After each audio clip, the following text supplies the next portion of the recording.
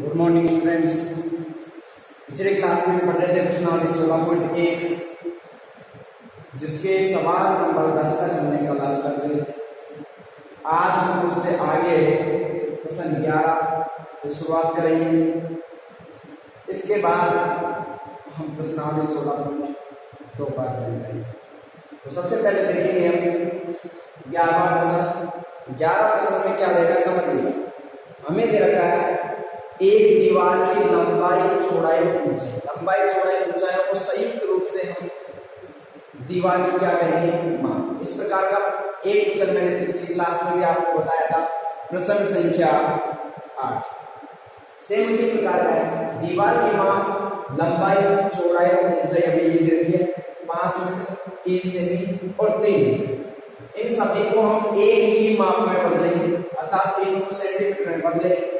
तो 1 मीटर में 100 सेंटीमीटर होने के कारण प्रत्येक को हम किससे गुणा करेंगे 100 से। तो इसको 100 से गुणा करें 500 आ जाएगा, सेंटीमीटर बदलेगा। ये तो पहले से सेंटीमीटर बदलने की आवश्यकता नहीं है, इसको बदलेंगे। तो 3 को 100 से गुणा करेंगे कितना देंगे 300 सेंटीमीटर। इसी प्रकार ईंट की माप हमें दे रखी है, जो दीवार में हमें ईंट प्रयुक्त बनाने में जो ईंट प्रयुक्त करेंगे उनकी माप 20 सेमी 10 सेमी और 7 में 5 सेमी। ईंटों की संख्या में याद करनी है। मैंने बताया जब भी हमें ईंटों की संख्या याद करनी होती है दीवार क्या आएगा ईंट क्या आएगा क्या देते हैं भाग देंगे तो क्या आएगा दीवार का आएगा घनाभ क्या आएगा दीवार और घनाभ आएगा लंबाई और चौड़ाई गुणा ये लंबाई ये चौड़ाई ये तीनों को गुणा कर दिया। इसी प्रकार ईंट भी घनाभ के आकार की होती है और ईंट का आयतन भी होगा लंबाई गुणा चौड़ाई गुणा ऊंचाई। यहाँ भी 3 को गुणा कर दिया 20 गुणा 10 गुणा 7 पर काट लेंगे। एक यहाँ से पॉइंट बाद एक संख्या थी पॉइंट उठाया एक जीरो लगा, फिर एक जीरो से हमने ये जीरो से ये जीरो काट दिया, ये जीरो से ये जीरो काट दिया, ठीक है। अब 2 से मैंने इसको काट लिया 15 बार, फिर 15 से 15 एक 15 और 15 5 5 बराबर कटा, ये 5 से 5 कट जाएंगे, हमारे पास हो जाए 3000। इस प्रकार हमें दीवार बनाने के लिए कितने ईंटों की आवश्यकता पड़ेगी 3000 ईंट। इसी क्रम में हम अगला प्रश्न देखेंगे, प्रश्न संख्या 12 और अंतिम 16.1 का अंतिम सवाल देखेंगे।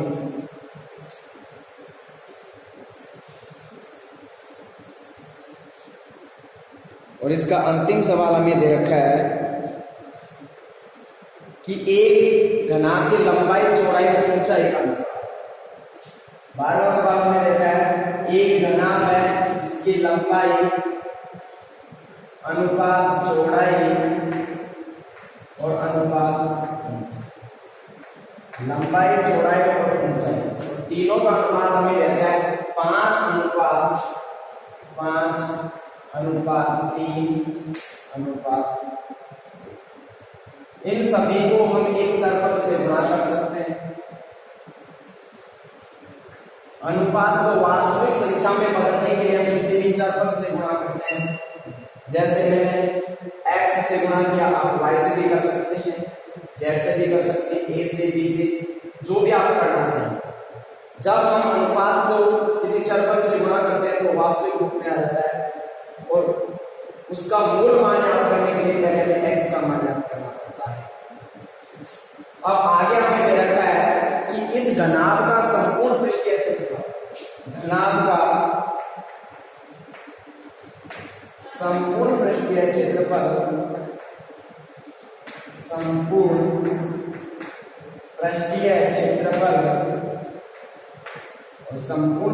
क्षेत्रफल हमें दे रखा है 558 मीटर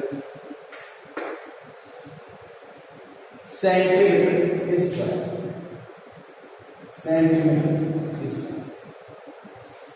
अब घनाभ का संपूर्ण पृष्ठीय क्षेत्रफल का सूत्र क्या होता है लिखेंगे 2 गुणा लंबाई गुणा चौड़ाई प्लस चौड़ाई गुणा ऊंचाई प्लस ऊंचाई गुणा बराबर 500।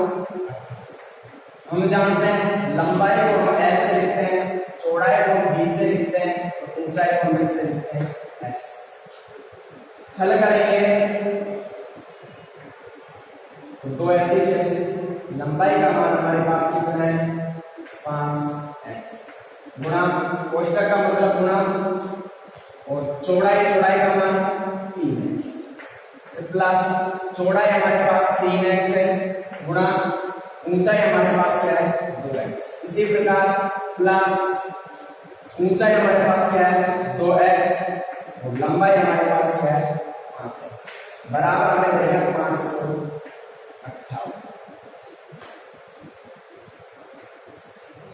आगे हम करेंगे तो 2 गुणा 5 दिया 15 x को x से गुणा करेंगे बेटा आ जाएगा x का स्क्वायर प्लस 3 को हम 2 से गुणा करेंगे क्या देंगे 6x स्क्वायर प्लस 5 को हम 2 से गुणा करेंगे 10 x का स्क्वायर 2 को 5 से गुणा किया 10 x को x से गुणा करेंगे x का स्क्वायर बराबर हमें देगा 500। जोड़ेंगे इनको अच्छा हम जोड़ेंगे करेंगे 15 से 21 10 31 को 2 से गुणा करेंगे तो आएगा हमारे पास 62 x का स्क्वायर बराबर हमारे पास है 558। x स्क्वायर का मान निकालेंगे तो 558 गुणा वाली संख्या बेटा कहाँ आ जाती है बटे हमारे पास आ जाएगा क्या x स्क्वायर बराबर 558 डिवाइड बाई 62 558 को यदि 62 से भाग दिया जाए तो हमारे पास प्राप्त हो जाते हैं कितने 9 कितने प्राप्त हो जाते हैं 9। यहाँ से यदि हम स्क्वायर हटाएं तो यहाँ क्या लगा देंगे अंडर रूट और यह आ जाएगा x बराबर 9 का वर्गमूल होता है। इस प्रकार हमें x का मान प्राप्त हो गया। हमसे पूछा गया है इस घनाभ कोर का मान कोरों की मान कोर का मतलब लंबाई चौड़ाई और ऊंचाई तो घनाभ की लंबाई चौड़ाई और क्या करना है मतलब कोर का मतलब लंबाई चौड़ाई और घनाभ की चौड़ाई ये हो गई घनाभ की तो देखेंगे घनाभ की लंबाई क्या है हमारे पास 5x तो x की जगह आ जाएगा मान 3 तो 5 को हम 3 से गुणा करेंगे कितने 5 या 15 सेंटीमीटर। इसी प्रकार घनाभ की चौड़ाई क्या है 3x 3 को 3 से गुणा करेंगे तब कितना देंगे 9 सेंटीमीटर। इसी प्रकार ऊंचाई कितनी हमारे पास 2x और 2x को 3 से गुणा करेंगे 2 को 3 से गुणा करेंगे कितनी आ जाएगी 6 सेंटीमीटर। इस प्रकार हमें इस घनाभ की लंबाई चौड़ाई और ऊंचाई का मान प्राप्त हो गया।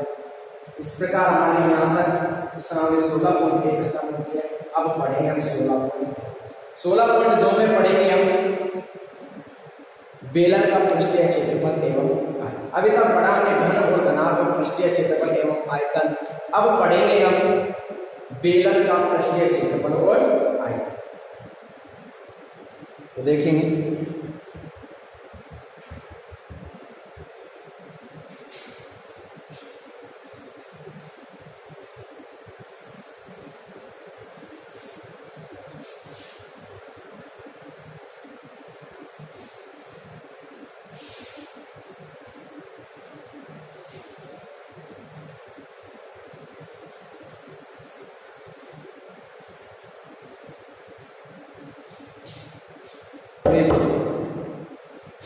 हमारे पास आया प्रश्न 16.2 में पढ़ेंगे हम बेलन का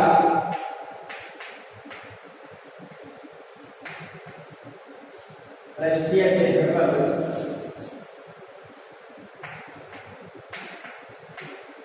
बेलन का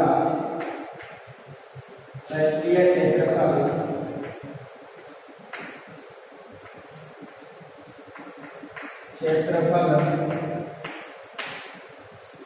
एवं आयतन।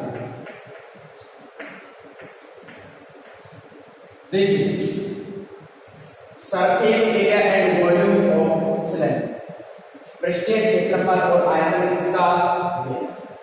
देखिए हम बेलन किस प्रकार का होता है। तो सबसे पहले बेलन की आकृति इस प्रकार होती है, इस प्रकार से।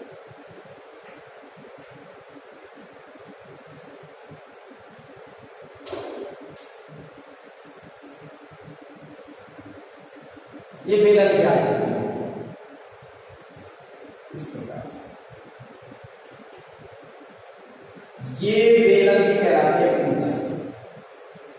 ये इसको लिखेंगे एक्स से, यहां से यहां तक ये होगा बेलन की त्रिज्या को लिखते हैं इससे। देखिए बेलन होता क्या है, बेलन में दो चीज होती है, एक तो आयताकार पृष्ठ होता है इस प्रकार का,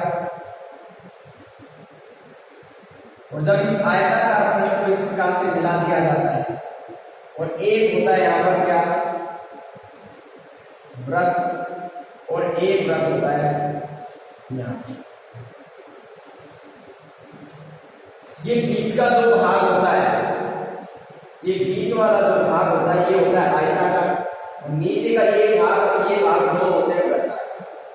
अगर सूत्र प्राप्त करें तो देखिएगा ये किसके आकार का है, आयत के आकार का। आयत का क्षेत्रफल क्या होता है, लंबाई गुणा, ठीक है। ये क्या है, क्या है। तो देखिए यदि इसको इस प्रकार से पलट कर इससे मिला दिया जाए इस भाग को, तो ये भाग हो जाता है वक्र पृष्ठ। ये वाला भाग जब इसको इससे मिला देते हैं, ये वाला भाग वक्र क्या हो जाता है हमारा वक्र। तो इस भाग को, ये भाग और ये भाग, जैसे एक जैसे हमारे पास ये चौक है, ये एक बेलन के आकार है, इसके ये चारों तरफ वाला ये भाग है, ये कहलाता है वक्र पृष्ठ। क्या कहलाता है, वक्र पृष्ठ, कवर्ड सरफेस। ये वक्र पृष्ठ कहलाता है, चारों तरफ वाला भाग, ये वाला भाग। जब इस भाग को और इस भाग दोनों को भी यदि इस वक्र पृष्ठ में जोड़ दिया जाए तो हमारे पास प्राप्त हो जाता है संपूर्ण पृष्ठ का क्षेत्र। हमें प्राप्त हो जाता है क्या, संपूर्ण पृष्ठ का क्षेत्र।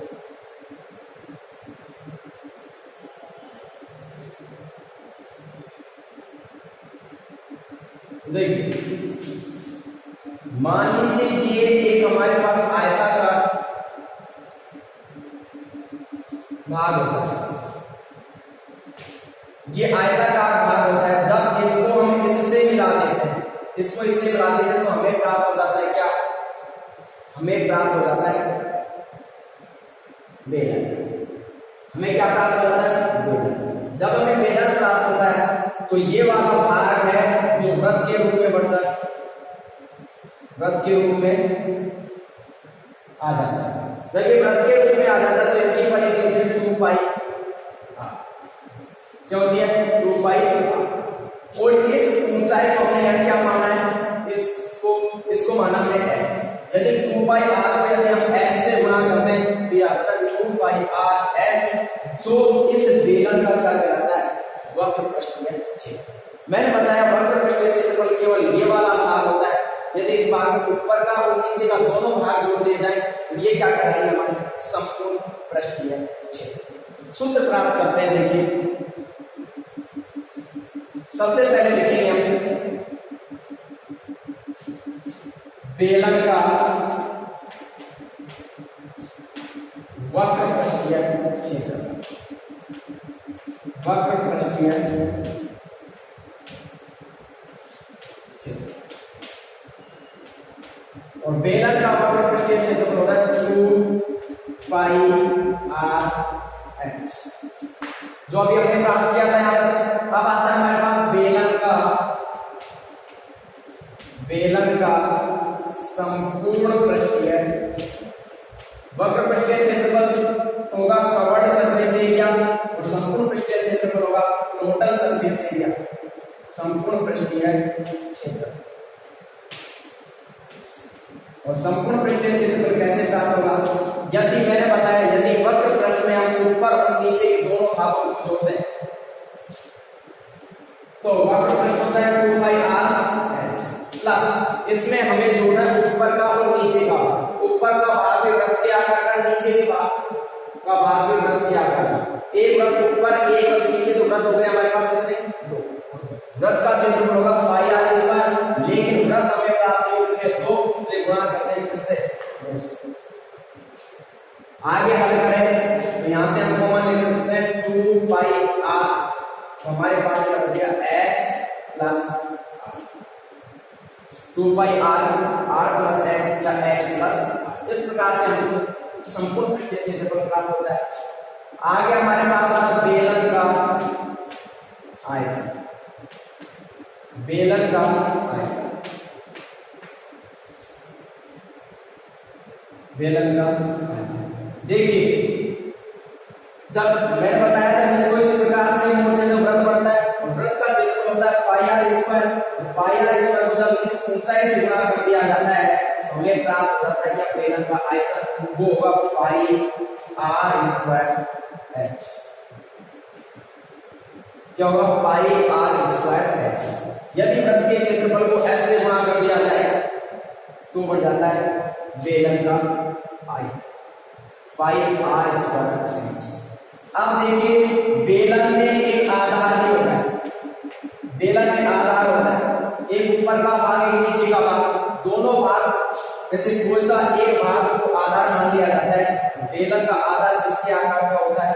वृत्त के आकार का। इसलिए बेलन के आधार का जो क्षेत्रफल होगा, बेलन के आधार का जो क्षेत्रफल होगा वो होगा वृत्त के आकार का।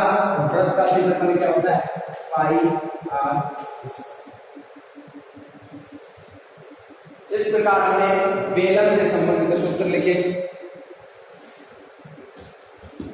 अब हमारे पास आता है खोखला बेलन। तो देखिए, खोखला बेलन हमारे इस प्रकार से होता है।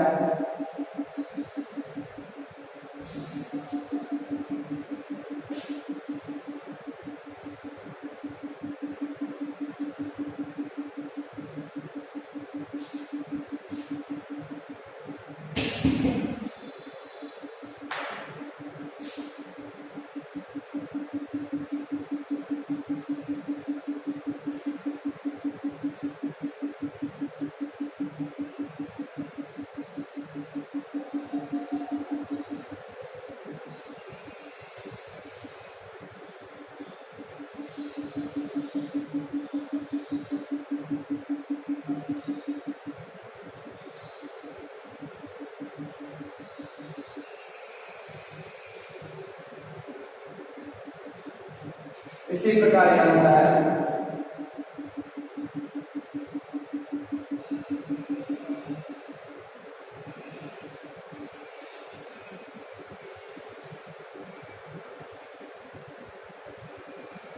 ये होता है।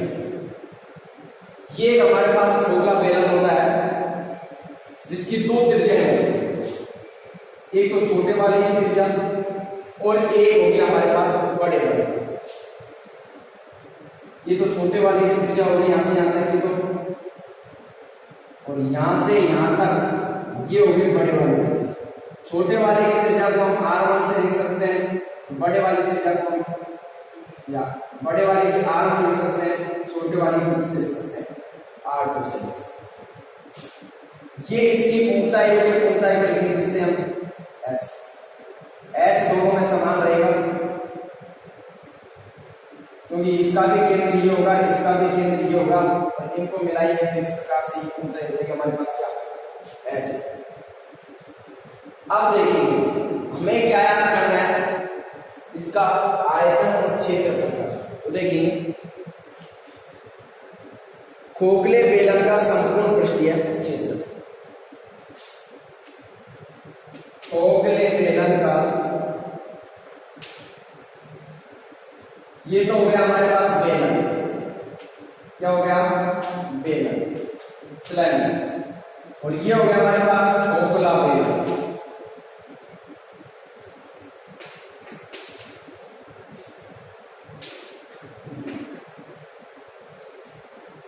तो हमारे क्या आता है? खोखले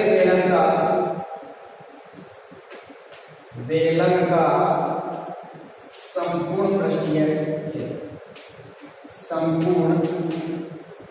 प्रश्न दिया है। एक तो इसका डायरेक्ट सूत्र भी निकाल सकता हूं, लेकिन मैं सूत्र नहीं निकालूंगा, मैं समझाता हूं कि किस प्रकार से हम इसका सूत्र याद कर सकते हैं, किस प्रकार से इसका सूत्र में प्राप्त होता है। तो देखिए सबसे पहले हम बड़ा वाला जो दिखाई दे रहा है ये वाला, इसका क्षेत्रफल निकालेंगे तो इसके बाहर का क्षेत्रफल हमारे पास आएगा। तो क्या आएगा 2 और कैपेसिटी क्षेत्रफल 2 पाई r और h, लेकिन बाहर वाले की त्रिज्या हमारे पास क्या है r, तो यहां लिख सकते हैं r फिर प्लस। अब अंदर वाले की निकालेंगे क्योंकि प्रश्न तो इसका भी दिखेगा, जब ये खोखला है तो प्रश्न ये भी काम आएगा। तो जब इसका प्रश्न निकालेंगे 2 पाई r h, लेकिन इसकी त्रिज्या हमारे पास क्या है r2 से r की जगह हम क्या लिख सकते हैं r2 और h फिर प्लस। अब देखिए ऊपर का भाग यहाँ खोखला है, मतलब इसके बीच में कुछ भी नहीं है। जब कुछ भी नहीं है तो इसमें पृष्ठ शामिल नहीं होगा। क्या शामिल नहीं होगा? पृष्ठ। केवल हमें इसमें ये पृष्ठ चाहिएगा, ये वाला पृष्ठ आया, बीच वाला पृष्ठ है नहीं, उसको कहां से शामिल करेंगे? इसलिए हमें केवल इसमें ये वाला पृष्ठ शामिल करना है, ये पृष्ठ हमें केवल शामिल करना है, ये वाला, जिसका केवल क्षेत्रफल निकालना है इसका। इसी प्रकार इसमें भी इसका, तो दोनों जगह हमें किसका निकालना है? ये दोनों जगह के भाग हमें किसके रूप में प्राप्त हुए? एक वृत्त तो हमारे पास अंदर की तरफ बढ़ गया, अंदर की तरफ बढ़ गया एक वृत्त ये, और इसी को केंद्र मानकर एक वृत्त और बनाया गया ये। तो वृत्त बनाए गए हमारे पास क्या? दो, किसको? एक ही बिंदु को केंद्र मानकर, ऊपर और नीचे। तो ये जब एक ही बिंदु को केंद्र मानकर दो वृत्त बनाए गए हैं तो हमारे पास ये हो गया सेकेंडरी वृत्त। सेकेंडरी वृत्त के क्षेत्रफल का सूत्र क्या होता है? पाई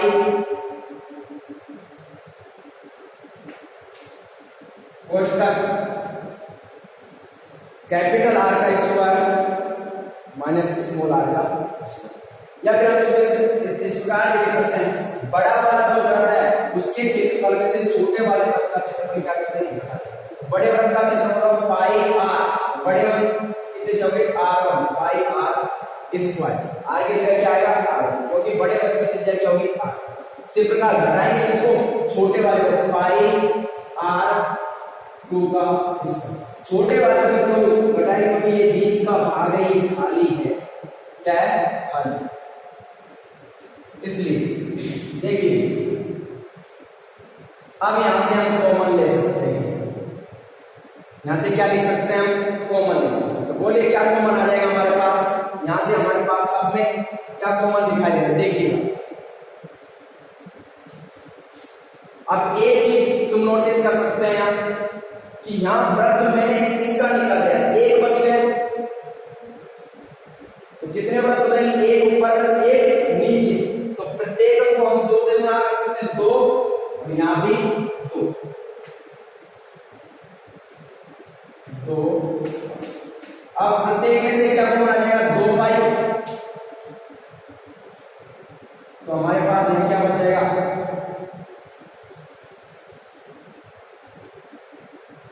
हमारे पास ये क्या बचेगा? h, यहां से पहले कॉमन लेते हैं 2 पाई r, h कॉमन आ गया, 2 पाई h कॉमन आ गया, तो यहां बच गया r1 प्लस यहां बच गया हमारे पास क्या? r, फिर प्लस यहां से हमारे पास कॉमन क्या आ गया? 2 पाई, क्या कॉमन आ गया? 2 पाई। तो हमारे पास क्या बच गया? r1 का स्क्वायर माइनस r2 का। यहां से हमारे पास 2 पाई और h कॉमन आ गया, तो यहां बच गया r1 और यहां बच गया हमारे पास क्या? r। इसी प्रकार यहां हमारे पास क्या कॉमन आ गया? 2 पाई, यहां बच गया r1 का स्क्वायर, यहां बच गया माइनस r2 का स्क्वायर। आगे लिखना चाहे तो आगे लगा सकते हैं, क्या आएगा? देखिए 2 पाई h r1 प्लस r2। तो एक बात देखेंगे 2 पाई ऐसे कैसे हो गया? ए स्क्वायर माइनस बी स्क्वायर एक बार प्लस में लिख सकते हैं और एक बार प्लस में लिखेंगे तो यह आ जाएगा r1 प्लस r2 माइनस में लिखेंगे तो r1 माइनस r2। 28 मिनट। अब यहां से हम क्या कॉमन ले सकते हैं, देखिए इनमें से हम एक तो 2 पाई और r1 प्लस r2, 2 पाई और r1 प्लस r2 समान है तो कॉमन आ जाएगा 2 पाई यहां बच और क्या कॉमन आएगा r1 प्लस r2।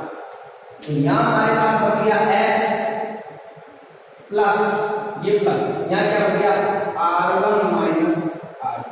और इस प्रकार हम बेलन का संपूर्ण पृष्ठीय क्षेत्रफल याद कर सकते हैं क्या 2 पाई r1 प्लस r2 कोष्ठक h plus r1 minus r2। इस प्रकार हमें प्राप्त हो जाता है क्या खोखले बेलन का संपूर्ण पृष्ठीय क्षेत्रफल।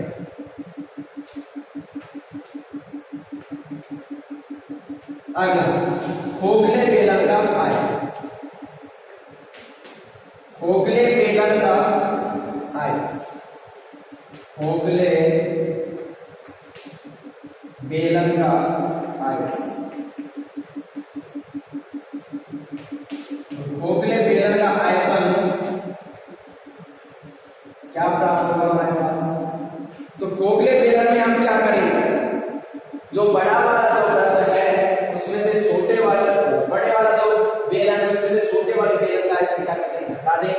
हमारे पास प्राप्त हो जाएगा क्या बड़े वाले का आयतन पाई बेलन का आयतन पाई r स्क्वायर, लेकिन बड़े वाले की त्रिज्या r1 माइनस वही बेलन का आयतन पाई r स्क्वायर x, लेकिन छोटे वाले की त्रिज्या r। यहां से कॉमन आ जाएगा पाई और h, यहां बच गया हमारे पास क्या r1 का स्क्वायर माइनस r2 का स्क्वायर।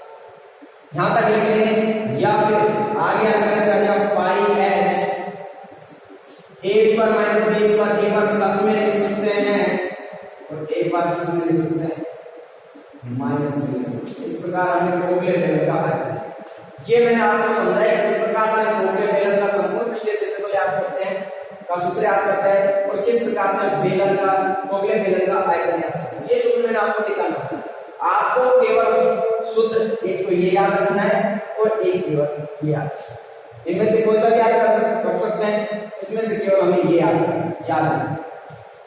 याद करना है, इसमें से ये भी कर लीजिए चाहिए कर लीजिए कोई भी एक कर। आज के लिए इतना ही, काफी आगे की चर्चा करेंगे कल।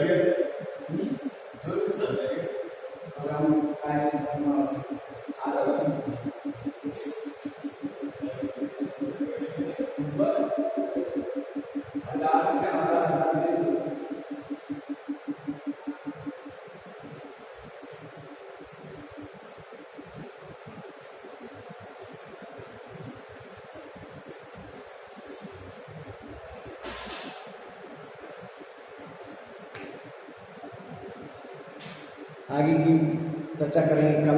जय हिंद जय भारत। सूत्र याद रखें, याद करें, नोट्स तैयार करें और जैसे हम अगले प्रश्नावली करेंगे तो सूत्र काम आएंगे। आज के लिए इतना ही।